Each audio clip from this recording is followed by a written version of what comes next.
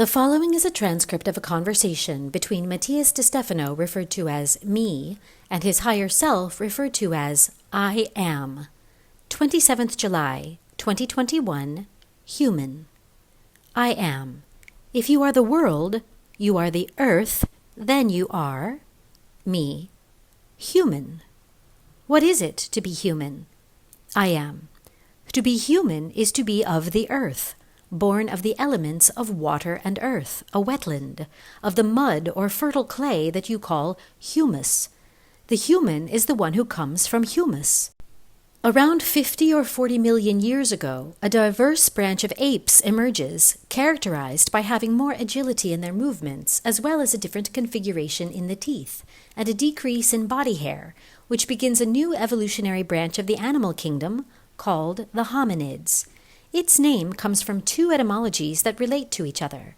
First, from the Greek homos, meaning equal, as in homogeneous, which equals of the same or equal origin, which gave the Latin word homo, hominis, meaning man. We could say that to be men was to recognize oneself as equal to each other, me. So we come from the monkey. I am. I know that it is common to trivialize evolutionary theory, claiming that according to science we come from the ape, defending the hypotheses that we come from extraterrestrials or directly from God. However, evolution is much more complex than that. The human is a living being from the eukaryotic domain, the kingdom Animalia, the subkingdom Eumatozoa bilateria, in the superphylum Deuterostomia, in the phylum Chordata, from the subphylum Vertebrata, in the intraphylum Gnathostomata, from the superclass Tetrapoda, in the class Mammalia, from the subclass Theria, in the infraclass Placentalia, from the superorder Euarchontoglires, from the gran order Euarchonta, in the order Primates of the suborder Haplorini, of the infraorder Simiiformes, in the parvorder Catarini, of the superfamilia Hominoidea, of the family and subfamily Hominidae. Me. Wow, now it's like a ranking list. I am. This implies that in each aspect mentioned, there are more living beings that have generated more species. As you will see, monkeys fall into one of those categories, but their branch begins to follow a different line at a certain point in history, namely from the ape infraorder, from which we diverged almost 50 million years ago. Since that time, various branches mentioned have given rise to different species that became extinct or evolved towards us step by step.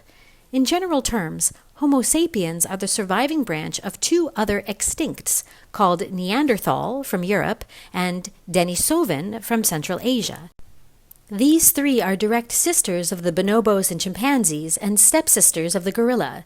Humans share 99% of their genome with these three mentioned species. Me. We are pretty much the same. So we don't come directly from the monkey, although we share a common ancestor. I am. And with hominids, we share several common ancestors. The Catarino ancestor that unites us all is possibly Propleopithecus, ancestor of the first bipeds that walk on two legs. Those that came down from the trees and left the forests, started by the Oreopithecus, whose attempts were recorded in the Ororin and Ardipithecus. But it would not be until 4 million years ago that, with the famous Australopithecus, they would begin to walk upright towards the horizon, using their hands for tools and their feet for walking instead of climbing. These were followed by Paranthropus and Kenyanthropus, which give rise to the genus Homo. Me. I mean, the last 2 million years or so. I am. That they saw different variations of Homo pass by, classified by the places in which they were found or by the characteristics they presented. Gautengensis, habilis, rudolfensis, ergaster, georgicus, erectus, cyprenensis, antecessor, heidelbergensis, naledi, luzononensis, floresiensis, rhodesiensis, helmai, nesher romla, longai, neanderthalensis, and sapiens. Me. I had only heard of Australopithecus, Homo habilis, Homo erectus, Neanderthal, and Homo sapiens. I am. They are the ones that generally roughly represent the most important periods of changes in these species. For this reason, they are the key points on which the human evolutionary theory is based. Emerging from Africa, from jungle and forested areas of present-day Congo and Mozambique, hominids first moved towards southern Africa and later towards the north, following the rains, vegetation, and animals. At that time, there was no such thing as the Sahara Desert, but rather an extensive network of lakes and meadows rich in plants and animals. But the constant droughts, more and more crushing in some periods, separated the hominids, causing some to remain in Africa while others crossed into the Middle East, and all this between 150 and 100,000 years ago. From there, most headed along the coasts until they reached India, and from there to Indochina, where they spread throughout the entire great peninsula of Indonesia. In the north, some tribes moved through Anatolia to populate Europe, while others headed towards Siberia. Around 70,000 years ago, the eruption of the Indonesian volcanoes, initiated by the Toba Great Explosion in Sumatra, forced humans to migrate away from the rich Indochina, migrating towards Australia and crossing into North America. This also forced many of the inhabitants of Asia to head towards Europe, populating it even more. The start of the glaciation prompted peoples to inhabit the Mediterranean and move away from Alaska and Siberia, beginning a stage of expansion towards the Americas, both from north to south through the Bering Strait, as well as from south to north through the Pacific Islands. The adaptability of this species allowed it to quickly gain ground against the other Homo groups who gradually disappeared or mixed with the sapiens. Me. And where do the aliens come in? Do we come from them? I am. Humans are children of Earth and have appeared and evolved here. The Earth is the managing mother of this species. However, throughout history, certain extraterrestrial species have visited this world and had contact with certain tribes and human groups. In this process, there have been some exchanges in which not only have alien genetic data been implanted in some individuals, but in other cases they have even had carnal relations. Me. As with the Anunnaki. I am. That's right. But remember, this does not mean that you are not from here. It just makes you a custodian of stellar information, data that boosted human development enormously in the last 50,000 years, and that had the species not become endangered around 70,000 to 60,000 years ago, would never have helped us. Humans are a keystone species, fundamental to the development of planetary consciousness. Human consciousness is the axis of the turning point of this planet. Me. One question. Was it the presence of extraterrestrials that led to the appearance of the human races? I am. Not exactly. Humans are all seen as a single species beyond their variations, and they are not directly related to the intervention of the stellar brothers. Still, it may have influenced some ethnic groups more than others. Me. What about the human races? That is to say, are they another classification? I am. Today, to say that there are human races is wrong, but there is something to keep in mind. Ethics and morality cannot determine classifiable facts, and much less ethics, which is based precisely on classification. Me. In what sense? I am. Race is a very debatable word in its origin, since it can come from many places. It can be a formation from radix in Latin, root.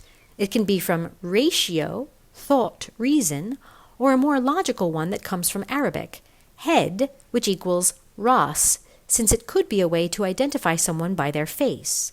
Me. Sure, it makes more sense. I am. A race, then, identifies the different characteristics of the different groups in a species, just as there are breeds of dogs, cats, horses, cows. However, they are all dogs and all are cats. That is, they are part of the same species but with different forms. This classification is not a problem. It is logical, classifying, until the usual thing happens. Me. What? I am. Humans begin to assess who is better or worse in this ranking. It is like evaluating which breed of dog is better than the other, when that does not make any sense, since the evaluation criteria are totally subjective, never objective. This tendency to compare made the agents of one race believe themselves to be superior to another, starting a war in the differences that should actually nurture us. This gives rise to racism, that is, a movement that clearly divides humans into races as if they were more important to the species of which they are a part. Racism promoted human segregation and empowered the idea of slavery, selling people, considering a race or ethnicity as an animal. In the 1960s, egalitarian movements reached science, anthropology, and sociology, which led to the withdrawal of the concept of race as a human classification due to the historical weight of the word. The fight against racism and the exaltation of equality sometimes makes us evade obvious things. Differences enrich us. It is not bad to know that races exist, to value the black, white, yellow, and red races, to recognize them in their abilities, gifts, history, in their unique forms and beauties. The weight of pain that has been placed on the races has forced humanity to seek, in an almost communist attempt, to equalize everyone as if there were no differences. You are so afraid of being different. You are so afraid of being judged, separated, classified. You are so afraid of someone overlapping others that you eliminate words, but it is impossible for you to eliminate facts. Because instead of going to how important it is to educate and respect and honor of differences, you focus on the fight against words.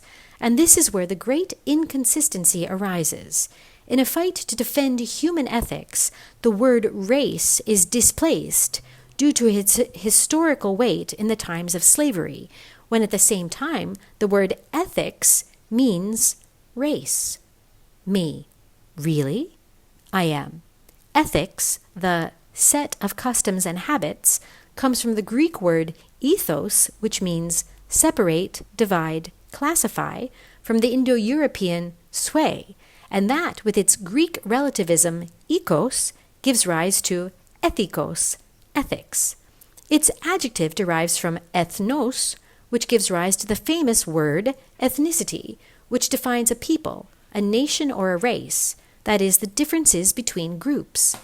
Ethnicity and ethics are two words that go hand in hand to define the ways of thinking and acting of a certain people or race.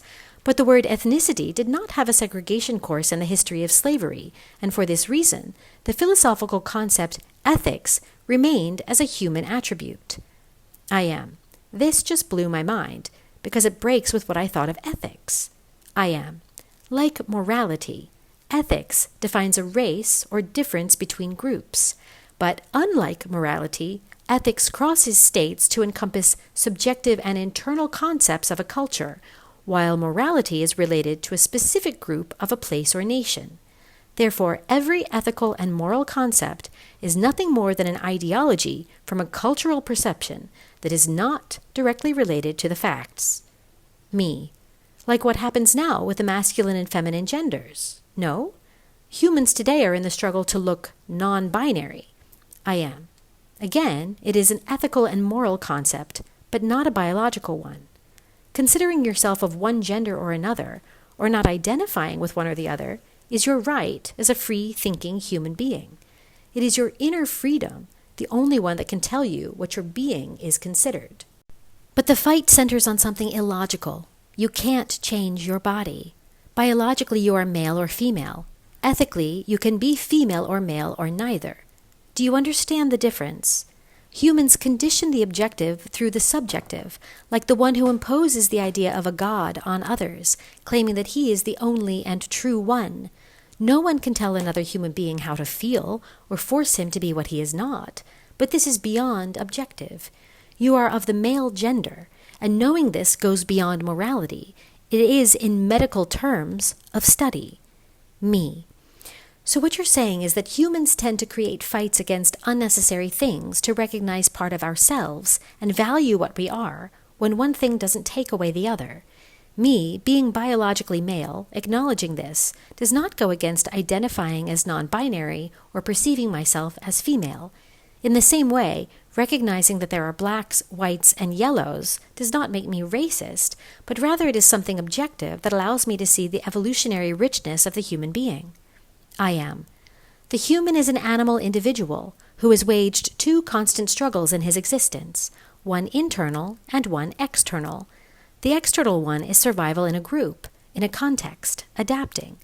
The internal one is identification, recognition, belief. Unlike the rest of the animals, human conflicts of external survival are colored and nourished by internal conflicts, turning objective problems into subjective conflicts. Me. Like when there is a problem of famine or poverty, and suddenly political, social, and philosophical visions of how to solve it appear, and yet the problem is still there. I am. The same thing that makes the human being human is what prevents him from evolving. Just as we said that animals have animal unconsciousness and consciousness, there is also a human unconsciousness and consciousness, precisely related to its eternal conflictual struggle between the internal and the external, the subjective and the objective, personality and biology, ethics and the moral. This is a conflict that does not exist in the rest of the animal world, and it is the only reason why the human differs from the rest of the species. Me. Isn't it intelligence? I am. No. Well, many other animals use intelligence to different degrees. The term Homo sapiens identifies our species as a wise man or a thinker, but it is clear that this is not a quality applicable to every human being. Me. Clearly. We are not wise, and thinking, some. I am. Many animals think, have memory, ideas, solve problems with ingenuity, and I am not referring to chimpanzees, but even to octopuses. Cetaceans, dolphins, and whales are among the most intelligent beings in the world, despite not having developed external technology or artistic cultures. They have internal cultures, language and social organization, as well as internal communication technology. All this shows that what has really defined the human being is his struggle between the objective and the subjective, between the visible and the invisible, the mundane and the divine. Me. How to be a conscious human, then? I am. You must first assess your human unconsciousness, and this refers to all the subjective belief patterns that define your objective reality. That is, the attitudes, ways, intentions, purposes, jobs, loves, relationships, emotions, feelings, ideas, beliefs, perceptions, and qualities that you possess. Are they yours? Are they your own? Or are they from others, and have you imitated or inherited them? Recognize what is authentic and what is tradition, where cultural, social, and family conditioning ends to begin your own individual with their own conditioning and freedoms. The subjective world of a human is so rich and varied that it is confused with reality, preventing him from seeing clearly such simple concepts that have been clouded by belief patterns and preconceived ideas. Once you have been able to identify this, which, I warn you, me. What? I am. Recognizing yourself with universal nature, knowing oneself as an extension of the cosmic mind, and therefore a bridge between the mundane and the divine, which makes you responsible for all creation. In ancient times, there are those who believed that everything that exists was created for humans to use at their mercy. In reality, the human being is born from all of this to keep it together in coherence and resonance. The conscious human is the responsible aspect that maintains the status quo in reality, seeking ways to transcend into other dimensions. The fundamental task of the human consciousness, then, is to recognize itself as multidimensional. Me. Knowing that I am infinite in my subjectivity and finite in objectivity, that I am a link between the subtle and the dense for the transcendence of both. I am. Collaborating so that the subtle experiences the dense with wisdom, and that the dense ascends to the subtle with love. Human consciousness is recognizing that you are part of many visible and invisible aspects, all equally valid, that enrich your being and the world you inhabit, as well as the universe that generates you. Me. I am a multidimensional portal. Being aware of it is what makes me truly human. I am. And you will be truly human when you consciously recognize that you are animal, vegetable, mineral, elemental, atom, existence, and universe, seeking to find divinity in all of it. Me. Being human is not being intelligent. It is being a bridge between the external and internal world. I am. between earth and heaven. To awaken the conscious of humanity, then, is to remind them of their responsibility with the external world and their coherence with the internal world. When both are free, you can talk about a true human being. Me. I am the roots of time, the history of existence made body, the spirit and its journey, anchored here and now. I am. You are the human consciousness on earth. Wake up and remember. Me. I am human. My heart